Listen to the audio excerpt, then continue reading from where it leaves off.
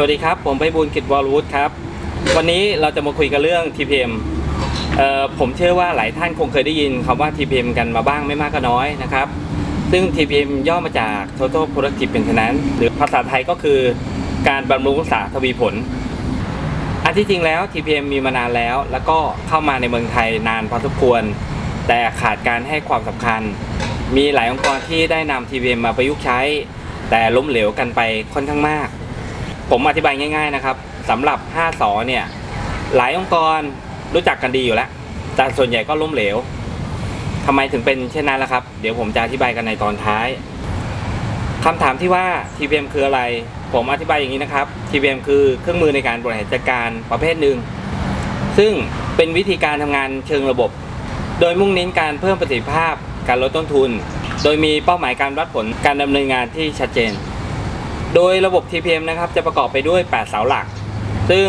ผมจะอธิบายในภาพรวมก่อนนะครับสำหรับในรายละเอียดสำหรับแต่ละเสาหลักเนี่ยจะขออธิบายในคลิปต่อๆไปซึ่งระบบ TPM นี้เองนะครับมีจุดมุ่งหมายหลักที่ต้องการการมีส่วนร่วมของพนักงานทุกระดับชั้นจากชื่อก็บอกว่า Total นะครับคือทุกระดับโดยเฉพาะอย่างยิ่งพนักงานระดับปฏิบัติการหรือ Operator ที่อยู่หน้างานเองผมขอยกตัวอย่างง่ายๆนะครับโดยโรงงานโดยทั่วไปเนี่ยพนักงานควบคุมเครื่องก็มีหน้าที่ในการผลิตควบคุมเครื่องบางแห่งอาจจะมีการหล่อลื่นหรือตั้งเครื่องเองบ้างนะครับอันนี้คือโรงงานโดยทั่วไปนะครับเมื่อเครื่องเสียทำอย่างไรครับออกใบแจ้งซ่อมรอช่างมาซ่อมแต่ช่างซ่อมลุงมีหน้าที่ทำอะไรรอใบแจ้งซ่อมครับแล้วก็มาซ่อมเครื่องตามที่ได้รับใบงานที่ได้รับมาซึ่งผลกระทบเกิดอะไรขึ้นเมื่อเครื่องจักรเสียสินค้าผลิตไม่ทันต่อความต้องการของลูกค้าหรือแม้แต่คุณภาพของสินค้าไม่สามารถควบคุมได้ผลที่ตามมาก็คือลูกค้าเปลี่ยนไปใช้บริการหรือคู่แข่งนะครับและสุดท้ายก็คือส่งผลกระทบต่อต้นทุนขององค์กรนั่นเองที่สำคัญนะครับมีความเข้าใจผิดอย่างแรงเลยว่า TPM นะคืองานโครงการที่ทำแล้วจบไปซึ่งอันที่จริงแล้วเนี่ย TPM คือระบบบริหารจัดการนะครับซึ่งเราจะต้องเปลี่ยนพฤติกรรมเปลี่ยนวิธีการทำงานให้เป็นในรูปแบบของ TPM ซึ่งการแก้ปัญหานี้จะเป็นการตัดตอนปัญหาตั้งแต่เริ่มต้นไม่ต้องการให้ปัญหามันลุกลามใหญ่โตขึ้นไปในอนาคตซึ่งนิสัยหรือพฤติกรรมที่เกิดขึ้นนี้เป็นผลมาจากการทำไคเซนอย่างต่อเนื่องสิ่งที่พนักงานตรวจพบหน้างานหรือค้นหาปัญหาที่หน้างานตนเองได้แก่เรื่องอะไรเรื่องการเพิ่มประสิทธิภาพการปฏิบัติงานทำงานอย่างไรให้เร็วขึ้นโดยการไม่ไปเร่งงานให้เร็วนะครับปัญหาด้านความปลอดภัยหรือแม้กระทั่งการปรับปรุงเครื่องจักรให้ดีขึ้นซึ่งหากพนักงานสามารถปฏิบัติได้ถึงขั้นนี้ถือว่าสุดยอดแล้วครับคุณทราบไหมครับว่าปัญหาที่ใหญ่ที่สุดคืออะไรปัญหาที่ใหญ่ที่สุดก็คือการที่ไม่รู้ตัวเองเลยว่ามีปัญหาอยู่ซึ่งนั่นเป็นเป้าหมายของระบบ TPM ที่ต้องการปรับเปลี่ยนทัศนคติของพนักงานให้มีจิตสำนึกในการค้นหาปัญหาด้วยตนเองและต้องมีการทำอย่างต่อเนื่องในส่วนของพนักงานควบคุมเครื่องจักรเองนะครับก็จะมีความรู้ในส่วนของเครื่องจักรที่ตนเองรับผิดชอบเป็นอย่างดีนะครับสามารถบำรุงรักษาเบื้องต้นได้ด้วยตนเองเช่นการหล่อลื่นการตรวจสอบเครื่องจักรการปรับแต่งเครื่องการขันแน่นนะครับหรือแม้แต่การหล่อลื่นเองก็ตามซึ่งเป็นการปรับเปลี่ยนความคิดดั้งเดิมที่ว่าผมเป็นคนใช้คุณเป็นคนซ่อมมาเป็นเราร่วมกันปรับปรุงซึ่งการทำงานในรูปแบบของ TPM นี้นะครับจำเป็นอย่างยิ่งที่จะต้องมีการปรับเปลี่ยนทัศนคติตั้งแต่ผู้บริหารระดับสูงจนถึงพนักงานระดับล่างเลยซึ่งมันต้องใช้ความอดทนความพยายามร่วมมือร่วมแรงร่วมใจกันในส่วนของพนักงานซ่อมบำรุงเองนะครับซึ่งเดิมทีเนี่ยอาจจะมีหน้าที่ในการเข้าไปหล่อลื่นปรับแต่งปรับตั้งเครื่องจักร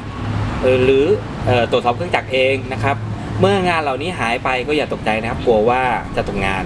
จริงๆแล้วท่านมีหน้าที่มีความรับผิดชอบที่สูงขึ้นมากกว่านั้นมากกว่าการที่จะต้องเข้าไปตรวจสอบเครื่องจักรเพราะท่านมีงานที่สำคัญมากรออยู่นั่นก็คือการพยากรณ์ว่าเครื่องจักรจะเสียเมื่อไหร่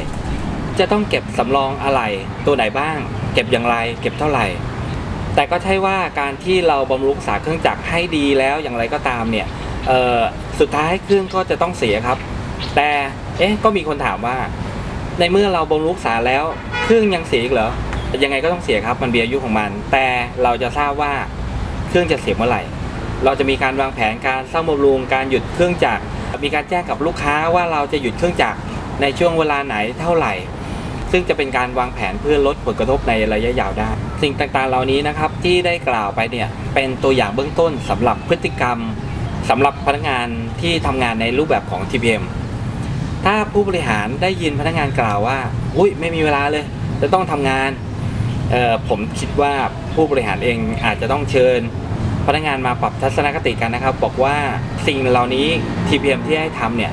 คือการเตรียมความพร้อมให้กับตัวผู้คุณเองในอนาคตนะครับเพื่อเราจะได้ทำงานในรูปแบบของ TPM ไม่ใช่เรากำลังทำ TPM นะครับแต่เรากำลังทำงานในรูปแบบของ TPM ถ้าจะกล่าวว่าการเตรียมความพร้อมให้กับการทำงานในรูปแบบ TPM เนี่ยจะต้องใช้เวลาทุ่มเทเสียเวลาถ้าจะกล่าวแบบนั้นก็ไม่ผิดสักทีเดียวแต่ก็ไม่ถูกนะครับผมขอกล่าวอย่างนี้แล้วกันครับว่าถ้ากรณีเครื่องจักรเสียขึ้นมาต้องถามว่าพนักงาน Operator เนี่ยเดือดร้อนหรือเปล่าคุณต้องลงไปช่วยซ่อมไหมคุณต้องหยุดงานหรือเปล่าขาดรายได้หรือถ้าจะกล่าวในมุมของอุบัติเหตุถ้าเกิดอุบัติเหตุขึ้นในองค์กรถึงแม้จะไม่เกิดกับคุณเองเกิดกับเพื่อนร่วมงานคุณคิดยังไงบ้างถ้าพนักงานตอบว่าไม่อยากให้เครื่องเสียไม่อยากลงไปซ่อมเครื่องไม่อยากให้เกิดอุบัติเหตุขึ้นกับเพื่อนร่วมงานหรือแม้แต่กับตัวเองอยากให้องค์กรมีพื้นฐานการปฏิบัติงานที่ปลอดภัยไร้ความเสี่ยงผมว่าตรงนี้เป็นจุดเริ่มต้นที่ดีนะครับเป็นทัศนคติที่ดีที่จะเริ่มนำระบบ TPM มาใช้แต่ยังไม่รู้ว่าจะเริ่มยังไงดีเพราะฉะนั้นเมื่อเกิดทัศนคติที่ดีแบบนี้ขึ้นมาแล้วเนี่ยผู้บริหารควรจะต้องเป็นผู้เริ่มต้นครับถ้าถามว่าระบบ TPM เนี่ยเหมาะกับใครต้องดูโดยชื่อครับชื่อเนี่ยบอกว่า Total Productive Maintenance ซึ่งเป็นระบบที่เหมาะกับองค์กรที่มีกระบวนการผลิตเพราะฉะนั้นทุกองค์กรที่มีกระบวนการผลิตเนี่ยควรจะนำระบบ TPM มาประยุกต์ใช้ผมใช้คำว่าประยุกต์ใช้นะครับเพราะระบบ TPM เองจะมุ่งเน้นไปที่การเพิ่มประสิทธิภาพและลดต้นทุนการผลิตให้กับองค์กร TPM เป็นระบบที่มีกระบวนการแบบ holistic หรือต้องการการมีส่วนร่วมของพนักงานทั้งองค์กรนะครับโดยมีเป้าหมายหลักเนี่ยอยู่ด้วยกันอยู่3ส่วน1ก็คือ zero breakdown คือต้องการให้มีการหยุดของเครื่องจักรเป็นศูนย์ซึ่งไม่ใช่แค่การที่เครื่องจักรเสียนะครับแต่การหยุดของเครื่องจักรบ่อยๆหรือที่เรียกว่าแจมเนี่ยระบบก็ไม่ต้องการให้มันเกิดขึ้น2ก็คือ zero defect นะครับซึ่งพูดถึงคุณภาพของผลิตภัณฑ์หรือการให้บริการขององค์กรเราก็ต้องมาดูว่าคุณภาพขององค์กรของคุณคืออะไรโดยระบบเนี่ยมุ่งเน้นไปที่การป้องกันไม่ให้ปัญหาด้านคุณภาพที่เคยเกิดหรืออาจจะเกิดขึ้นในอนาคตเนี่ยไม่เกิดขึ้นและสุดท้ายแล้วนะครับก็คือเรื่องอุบัติเหตุนะครับหรือ zero accident ซึ่งไม่ใช่แค่ไม่อยากให้อุบัติเหตุใหญ่ๆเกิดขึ้นนะครับแต่อุบัติเหตุเล็กน้อยเนี่ยก็ไม่อยากให้เกิดขึ้นนี่คือเป้าหมายหลักของระบบ TPM จากเป้าหมายหลัก3ประการของ TPM ที่กล่าวไว้เบื้องต้นนะครับฟังดูเหมือนง่ายเพราะมีแค่3ประการเท่านั้นนะครับ